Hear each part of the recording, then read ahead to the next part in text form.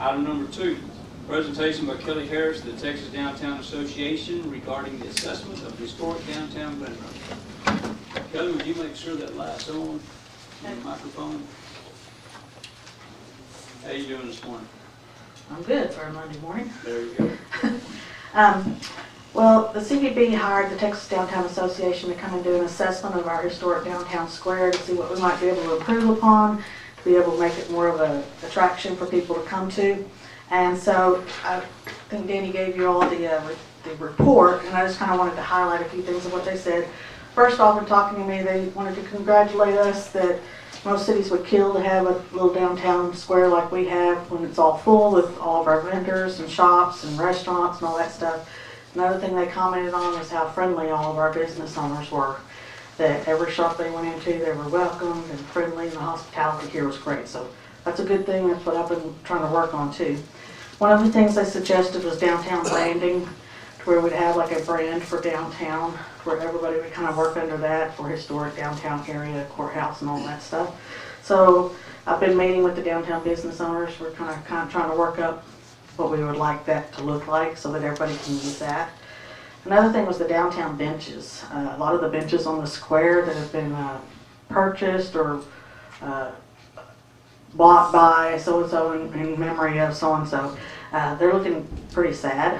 Matter of fact, I walked by some today I hadn't even noticed. And I don't know if they're mildewed or what, but the green paint, a lot of it's gone. They're kind of looking sad and old, so they mentioned maybe refurbishing those benches, either repainting them, something to kind of make them bright and shiny again. So that's an easy fix. Another thing they mentioned is having more public seating in the square area. So like I know a lot of you guys don't like to shop when the ladies are. So if you had a great place to just sit on the square and not have to worry about that. Some of the things they mentioned are maybe some those circular benches that go around the big trees on the courthouse grounds, just where people could kind of sit and rest or watch the kids play. Working on that. Crosswalks, I know that there's an issue with the crosswalk on 144 there from White Buffalo over to Whole Heart Blessings. That's a state highway, and I don't believe they're willing to put a crosswalk there. But they could be crosswalks, you know, on the other side going from Whole Heart to the courthouse square just to direct people where to cross.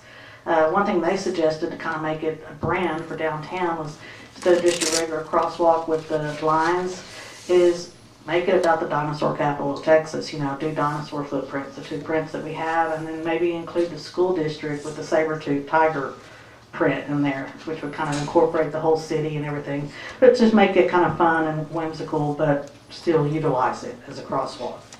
Another thing they mentioned was the marketing and promotions, the online presence of the buildings and stuff on the square.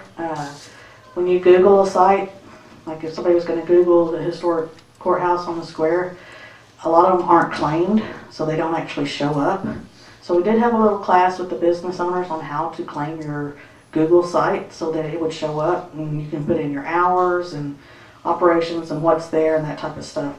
So we did have a few of the business owners show up for that to claim their Google business. Also, as most of y'all know, there's probably about 20 Facebook pages for Glen Rose, depending on what you're looking for. They suggested that the downtown consolidate the courthouse and all the businesses in the historic downtown area to one Facebook page. That way everybody would know where to go if they want to find out what's going on the square. And that Facebook page is Glen Rose Downtown Square.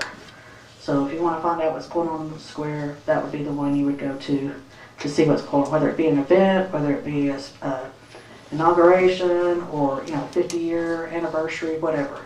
So that's where you would look for that. Another thing that we started is a social media calendar, which they got together as a group and kind of decided for the year out kind of things that they would like to do, and what's coming up, events and that type of stuff. So that's on there. They gave us some scheduling tools which will help the businesses. Another thing is cooperative marketing, which is up to the business owners. They need to get together and maybe do a marketing program together. They also mentioned to have providing maps that show the routes to downtown, informational brochures to all of our attractions. Well, they have those already. We have that little cartoon map that they all have that they can hand out to guests, and I also have put together that one-page sheet that has all the restaurants and shops on the historical square, so that guests at Fossil Run will know where to come to get, you know, food or shop or whatever. So that's already done. I don't know how many of you remember the QR stickers that the city did with the NOAA program on the historical buildings. Those are now obsolete. So it's on the CDB app, free app. It's a downtown walking tour, so you can go in there and actually find the same stuff that was on NOAA.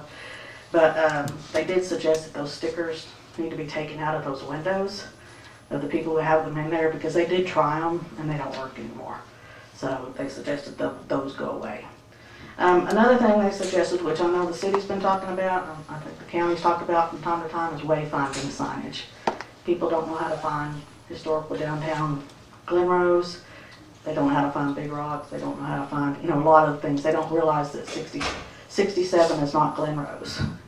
They don't realize coming out this way. So wayfinding signage, there's a couple of different ways. I think the city's been talking about it. You know, it's putting up signage, like I think you've seen in Granbury and Burles and some of the other cities where they have little signs that says, you know, Fossil Run this way, Dinosaur Valley this way, historic downtown this way.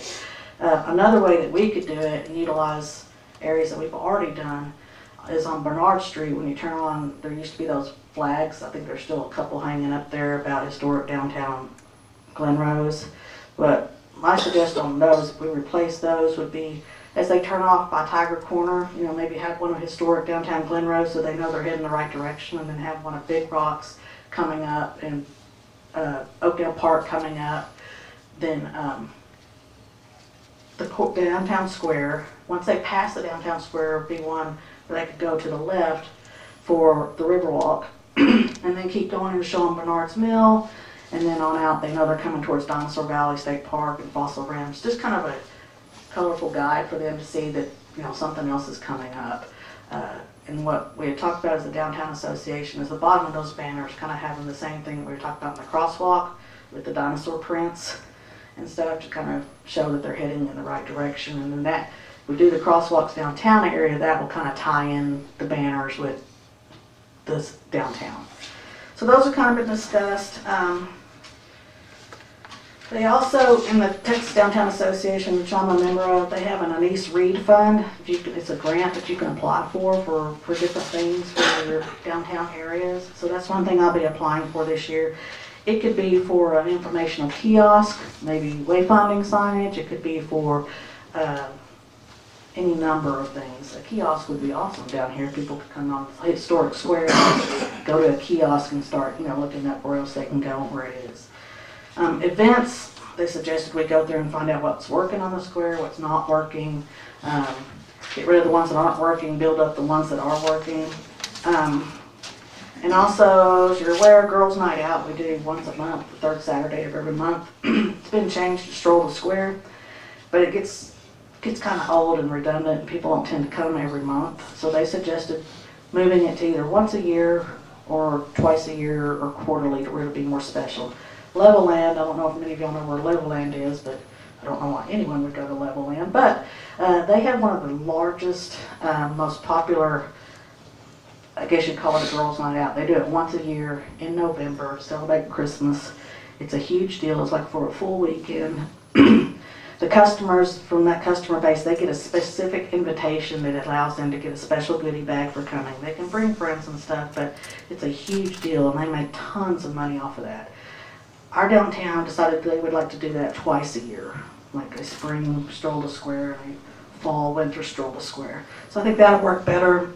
We can focus on that and make it more of a big deal. One of the things we talked about is making it a full weekend event, where there are certain sales on Saturday and certain sales on Sunday that you would have to stay for in order to get. So kind of ties in the hotel tourism thing. And so, you know, that would work too. If Frank has something out at the expo, they could be there that evening, show them a full weekend of, you know, stuff that they could do. Let's see here, I'm trying to go through this fast. Downtown Farmers Market, it's kind of died back, but it is one of the oldest continuously running farmers market in the state.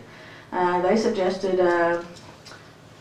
utilizing that more by making different events on Saturday mornings at the farmers market, such as like a chalk contest for the kids on the street, or in August, a water balloon fight on the square, or a watermelon seed spitting contest, just different things to bring people more down to the farmer's market and enjoy that history. So I haven't really thought about that. They talked about customer service, which we've already got that going great. Small business training, the CVB and the Chamber of Commerce. I've already been doing some classes with the different business owners and anybody in town who's interested in taking a customer service / tourism training class. We've done like the small business Google stuff to try and help people get the word out more about who they are. Business hours. So another thing that was discussed. You notice some of the businesses, you have your hours posted and then they're not open when they say they're open. And at one point someone put a sign on their door that says no customers went home. That's not very welcoming to guests. I think, well, this isn't worth coming here. So it was suggested that if you're going to have hours, be sure, unless it's a dire emergency or something, but be open the hours that you show up. They talked about business pairings. They were very complimentary of Whole Heart Blessings and the Front Porch who bonded together into one building. So it's paired up. It saves money for both of them on rent and that type of stuff. So that's another thing they recommended possibly talking to business owners about if we have a vacancy come up or something. Pop-ups, pop-up businesses, pop-up fashion shows, that type of stuff to bring more people downtown. Down to ordinances. We're going to have to work on the ordinances. One thing they suggested for our downtown area is to have the old, I always think of the Old West, they had the little signs that hung from their porch to where as you look down the street you could see what shop is ahead of you. Granbury has them, some other places. They suggested doing that because it's a lot easier for people to see where they're going. However, it's against the city ordinance, so that's something we're going to have changed before they can do that. But that's a good suggestion. Pedestrian safety and connectivity, I kind of already talked about the crosswalks there. TxDOT, we're not going to get that. So then the mid-range goals they're talking about is connecting with the locals, a shop local program, because we're probably getting ready to go into a recession. The downtown businesses are going to be prepared, and we need the locals to help out with our businesses on the square. So that would be a great thing. They listed several different organizations and projects with their websites that we could go on to see about working on a shop local or a partnership program with the downtown businesses. School spirit, which I think we already do with the homecoming parades and all that kind of stuff. And I think adding the saber-tooth tiger on the crosswalks would be good at kind of tying that in as well. There are grants for the facade and signage. Somebody needs to fix something on the front of their building to make it look more appealing. There are grants for that, which I'll make sure that they know about. They stated that when they drive into town, the downtown historic district boundaries are not marked really well. There are some signage for it, but some of that signage is kind of neglected and faded and stuff, and they suggested maybe having that replaced to where people actually notice it a little bit more. Lodging partners, we've already done that.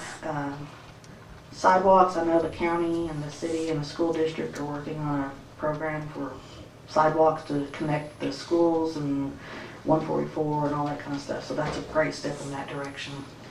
The long-term goals was they suggested a downtown coordinator. Right now I'm kind of trying to do that and my business. I'm just trying to get the downtown businesses organized and working together to try and improve what they can on their own. And that seems to be working pretty good. Alcohol policy,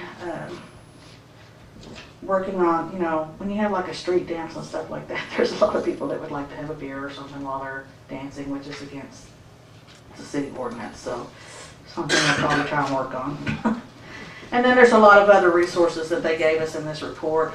Keep Texas Beautiful, Citizens Institute on Rural Design, Projects for Public Spaces, Texas Commission on the Arts, Texas Historic Commission. So we've got a lot of different areas that we could actually probably work with to try and get more grants to help, get the downtown historic area really boosted up and stuff. But they said we're on a good start, so that's the report. Do you have any questions? So I'm wondering why I brought it to you. Well, we actually got involved with hot tax money this year, helping with the And we do appreciate that. motels, Kevin. So we want to know the reports where the money's going. Yes, and I did this because I thought it was important, because the historic downtown square is an attraction that I do promote when I go out to different conferences and stuff. I just got back from the UMA annual conference, which is United Motor Coach Association. So I'm working on trying to get group bus tours here. So historic downtown area is a great place for the women to shop. You know, the golf was a big thing when I mentioned, you know, our 36-hole golf course and how great it is. I got a lot of interest in that and bringing those tour groups there. By signing up for the Canada trip, I already had a gentleman call me that's the president of the, what did I say it was called? International Golf Association of Tour Professionals. What they do is they actually put together tours that are golf related, and they're having a conference here in June at Horseshoe Bay. So that's something that I think would be great for us to go to. Since we do have such a great golf course and we have plenty of hotels and stuff, we should be able to get quite a few people there. And it's an international organization, so that should help out there. So I am doing some traveling this year finally. UMA, Toronto, Denver Travel and Adventure Show, the Dallas Travel and Adventure Show. So we've got quite a bit of things going on this year. Hopefully bring more people here. Good deal. All right. Thank you very much, Kelly. Thank you. Appreciate it. Mm-hmm.